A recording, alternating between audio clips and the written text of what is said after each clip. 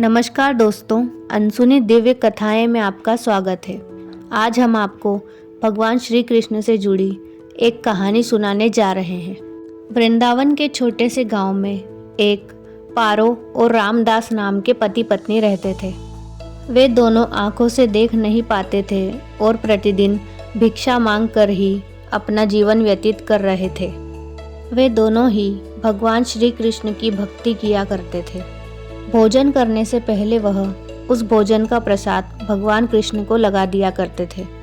फिर उस प्रसाद को अपने भोजन के पात्र में थोड़ा सा मिलाकर और बाकी प्रसाद को किसी गरीब को खाने को दे दिया करते थे। भगवान श्री कृष्ण भी उनकी भक्ति से बहुत ज़्यादा प्रसन्न थे, इसीलिए वे कभी भी उन्हें भूखे पेट सोने नहीं देते थे। चारों ओर जन्माष्टमी की धूम मची थी।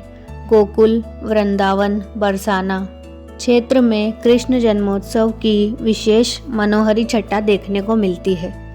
पारो खुद भी पुत्र को जन्म देने वाली थी और उसे खुद नहीं पता था कि वह जन्माष्टमी के दिन एक पुत्र को जन्म देने वाली है। ठीक उसी समय उसने पुत्र को जन्म दिया और वह पुत्र भी अपने माता पिता की तरह ही भगवान कृष्ण की भक्ति करता रहता था। पुत्र का नाम उन्होंने चंदन रखा था और अपने नाम की तरह ही वह शांत और शीतल स्वभाव का था। चंदन जब भी बीमार होता था या फिर अपने रास्ते से भटक जाया करता था तो उसकी मदद एक गाय चराने वाला किया करता था। उसका नाम मदन था। उसने बताया था कि वह पास के गांव में ही रहता है और जब भी चंदन के परिवार पर कोई भी विपत्ति आती थी तो मदन सदैव उनका रखवाला बनकर खड़ा रहता था। चंदन जब बड़ा हुआ तो वह मदन के गांव में जाकर मदद के लिए उसे खोजने लगा।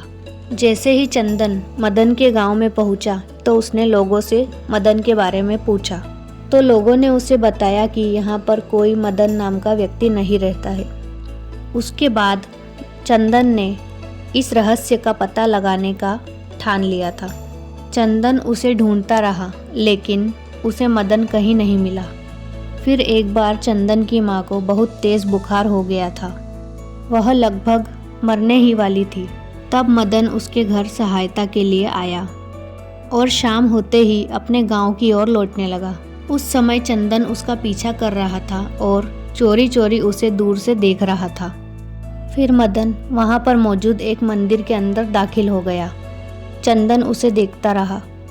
काफ़ी समय तक इंतजार करने के बाद जब चंदन ने देखा कि मदन तो मंदिर से बाहर आया ही नहीं तो फिर चंदन उस मंदिर के अंदर गया और उसने देखा कि वहाँ पर कोई भी नहीं है।